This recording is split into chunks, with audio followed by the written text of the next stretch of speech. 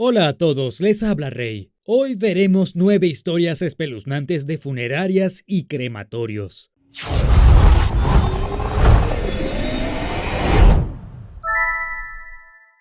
Número 9. Bobby Wilkes. Bobby Wilkes era el propietario y director de la funeraria donde trabajó en el condado de Robertson, en Tennessee, durante más de 2 décadas. Habitualmente les decía a las familias en duelo que era mejor no ver cómo bajaban al suelo a su ser querido fallecido, y les pedía que se fueran. En octubre de 1988, algunos portadores de un féretro vieron como Wilkes extrañamente comenzaba a enterrar a alguien sin poner la tapa en la bóveda. Según los informes, otros habían presenciado actos similares, y se informó de que Wilkes fue arrestado más tarde. Se examinaron cerca de 70 tumbas y al menos en 40 de ellas faltaban ataúdes. En algunos casos incluso había basura de la funeraria que había sido enterrada con el cadáver. Algunos cuerpos fueron enterrados sin nada en absoluto y uno simplemente fue envuelto en una alfombra al aire libre. Después de cobrar a las familias devastadas por los entierros adecuados, incluidos ataúdes y bóvedas, Wilkes arrojaba descuidadamente restos humanos en un agujero en el suelo y los llenaba de tierra.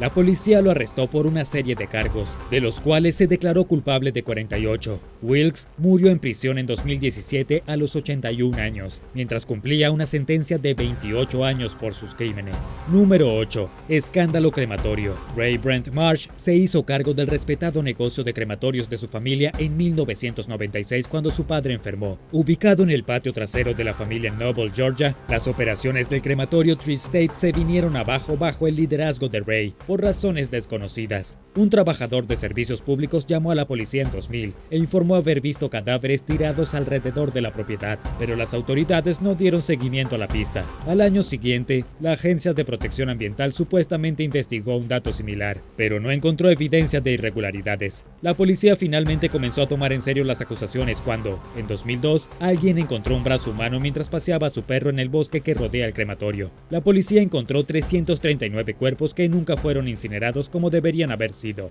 y algunos habían estado en el sitio hasta por 5 años. Algunos cuerpos estaban en ataúdes, mientras que otros estaban desparramados descuidadamente por la propiedad. Otros fueron arrojados en agujeros en el suelo o apilados uno encima de otros. De todos los cuerpos, 133 nunca fueron identificados. El abogado de Ray argumentó que su estado mental estaba empañado de envenenamiento por mercurio, lo que lo hacía retrasarse en el trabajo. Los fiscales, por otro lado, creían que Ray nunca quiso involucrarse en el negocio familiar y era más o menos un vago. Fue acusado de 787 delitos graves, incluidos 149 cargos de manipulación de cadáveres, y recibió una sentencia de 12 años de prisión. Cumplió su condena y fue liberado en 2016. El proceso de limpieza en el sitio tuvo un alto costo de $10 millones, y los contribuyentes fueron los que pagaron la factura. Número 7. Controversia crematoria. Un negocio sin licencia con sede en Miami pasó desapercibido durante años antes de que su dueño fuera arrestado por mal manejo de cenizas y cadáveres. El arresto de Damiano se produjo tras el descubrimiento de que un crematorio en la zona rural de Georgia había arrojado más de 300 cadáveres al bosque después de que se averiara su equipo. El caso llevó a las autoridades de Florida a inspeccionar los 146 crematorios del estado. Esto generó sospechas contra Damiano, de 65 años, quien de alguna manera permaneció en el negocio después de ser acusado de alquilar ilegalmente cadáveres a una escuela local y enfrentar juicios legales por una suma de $39 millones. Dos funerarias habían acusado a Damiano de permitir que estudiantes practicaran embalsamamiento en cuerpos de personas judías, lo que está explícitamente prohibido según las costumbres de la religión. Además, Damiano presuntamente había abierto un negocio paralelo a nombre de un empleado para evadir las acusaciones legales en su contra en otra parte del estado. Pero aún peor, los ex empleados afirmaron que Damiano a menudo mezclaba las cenizas de diferentes personas y que ordenaba a los empleados que agregaran cenizas adicionales a los restos de los bebés. Cuando una mujer llamada Heather Smith lo acusó de hacerle precisamente eso a su hija de 5 meses en 1998, Damiano ni siquiera se presentó a la corte. También fue acusado de perder las cenizas de una mujer y de arrojar las cenizas de las personas en el estacionamiento de su negocio, en lugar de esparcirlas según los deseos de sus seres queridos. Una investigación de 2002 encontró que Damiano había alquilado hasta 600 cadáveres por $110 cada uno, y salió a la luz que los fiscales tuvieron dificultades para perseguirlo porque muchos de sus negocios estaban a nombre de otras personas. De hecho, muchas personas habían ganado casos contra Damiano, pero lamentablemente nunca pudieron sacar provecho de su acuerdo. Damiano fue arrestado por traficar y operar sin licencia, pero esto aparentemente no le impidió seguir estafando al público en general. En 2016, los titulares de las noticias revelaron que había comenzado un servicio de cremación en Colorado y que los clientes lo acusaban de manejar mal las cenizas, haciéndolos esperar meses para recibir las cenizas de sus seres queridos, e incluso reteniendo las cenizas de las personas para pedir rescate. ¿Qué crees que debería pasarle a Damiano, alias el tipo más irrespetuoso de todos los tiempos? Déjame saberlo abajo en los comentarios, y no te olvides de darle me gusta al video y suscribirte si aún no lo has hecho. Número 6. Un entierro conveniente. En 1999, cuando el director de una funeraria en Deltona, Florida, Mark Vilela, decidió que ya no quería a su esposa Excel, la asesinó y enterró su cadáver en un ataúd debajo del cuerpo de una anciana. Según los informes, Excel admitió haber tenido una aventura, pidió el divorcio a su esposo y amenazó con dejarlo con su hijo de 18 meses en agosto de ese año.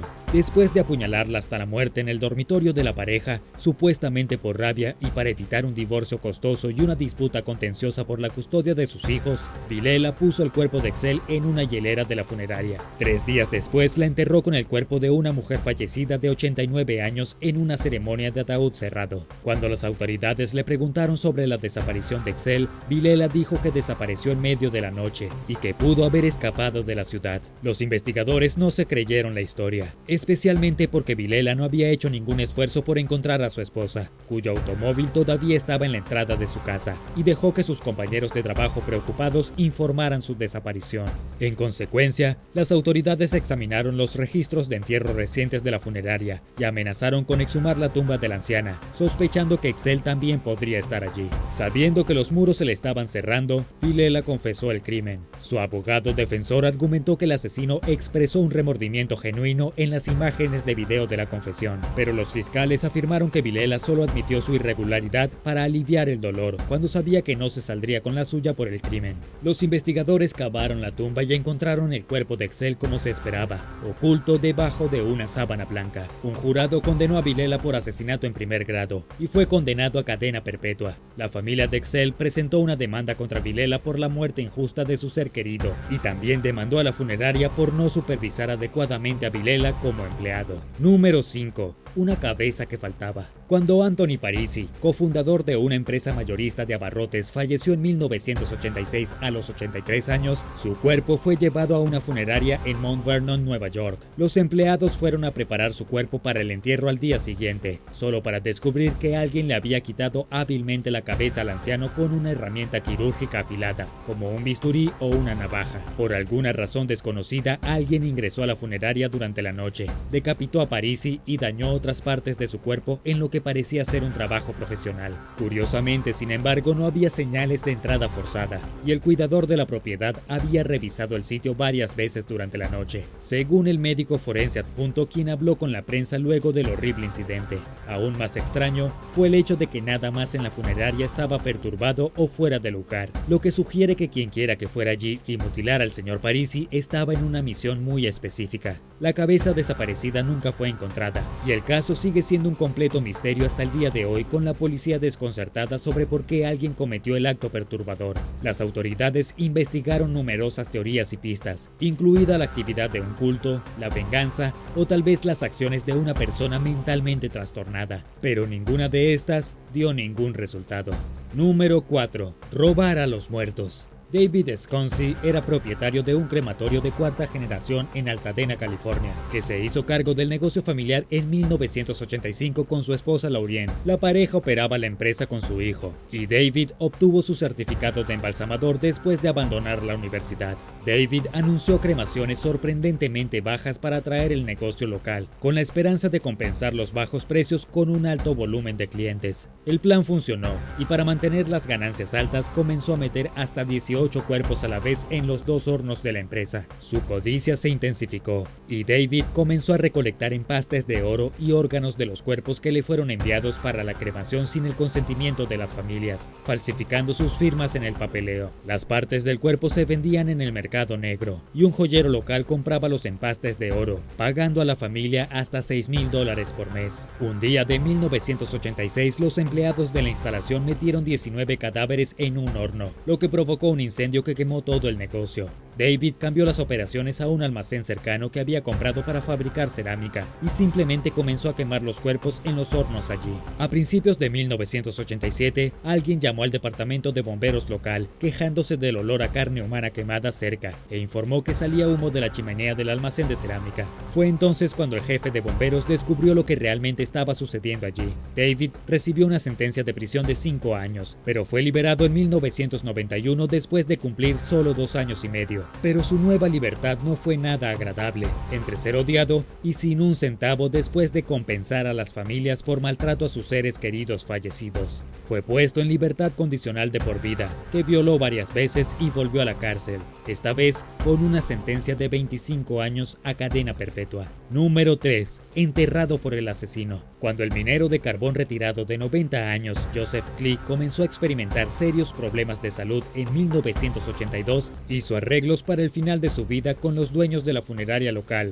Walter y Helen Pestinicas. La pareja de Scranton, Pensilvania, se ofreció a dejar que el anciano viviera los días que le quedaban en el patio reformado de un antiguo bar que tenían. Klee accedió, y en algún momento después, los Pestinicas obtuvieron acceso a su cuenta bancaria y drenaron casi la totalidad de los $35,000 en ella, usando los fondos para financiar sus esfuerzos políticos locales. Mientras tanto, según los informes, intentaron ocultar el paradero de Klee y dijeron a los familiares preocupados que no sabían dónde estaba. 2 años y medio después de que Klee se mudara al bar, murió.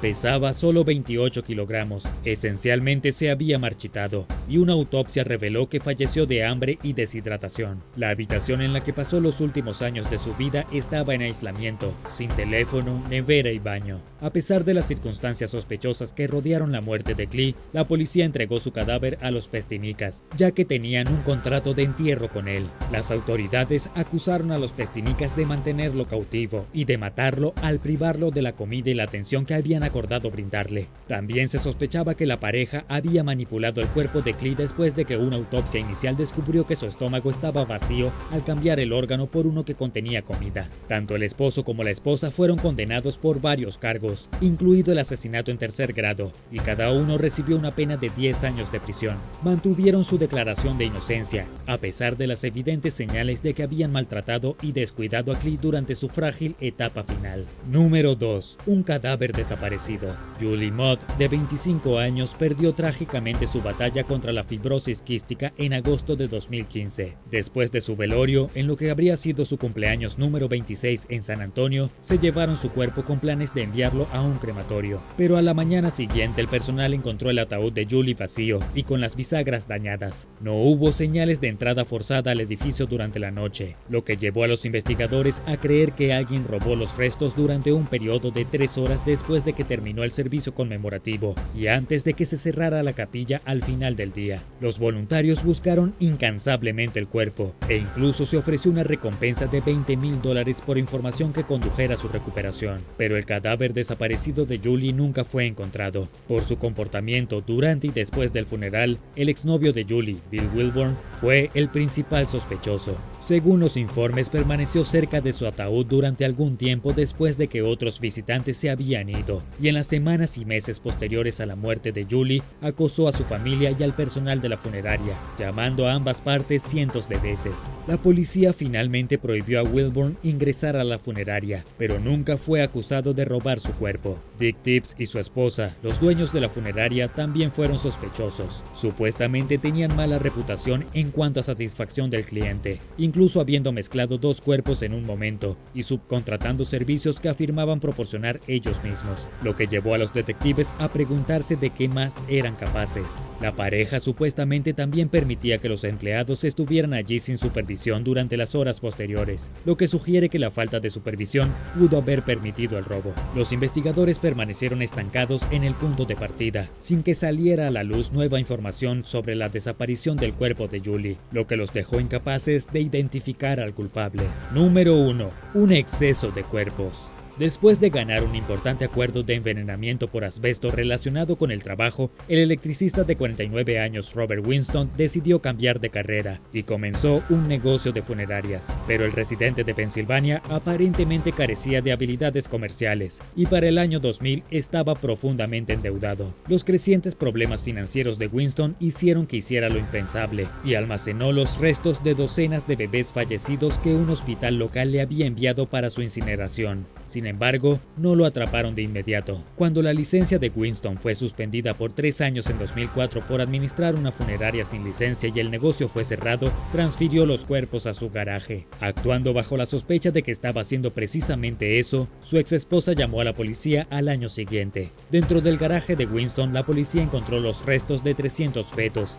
19 recién nacidos y 253 contenedores de riesgo biológico llenos de restos fetales no especificados. Las autoridades acusaron al hombre de 19 cargos de abuso de un cadáver y robo, por lo que recibió 4 años de libertad condicional. Los amigos de Winston afirmaron que era una buena persona, que era demasiado generoso con sus servicios y que no buscaba ayuda cuando él mismo la necesitaba, lo que puede haber sido lo que lo llevó a su caída financiera. Después de permanecer en silencio durante 3 años sobre el caso, finalmente habló en una entrevista en 2008. Winston admitió que tenía pocas habilidades financieras y dejó que demasiadas personas se involucraran en sus facturas funerarias. Dijo que antes de que lo atraparan planeaba recuperar su licencia y deshacerse de los restos correctamente, pero nunca tuvo la oportunidad de hacerlo, y que se sintió amargado después de encontrarse en peligro y no recibir ayuda de las innumerables personas que le debían dinero por gastos funerarios. Gracias por ver el video. ¿Qué opinas de estas historias sobre funerarias y crematorios? Déjame saberlo abajo en los comentarios. Y no olvides presionar el botón de me gusta y suscribirte para no perderte más videos increíbles como este.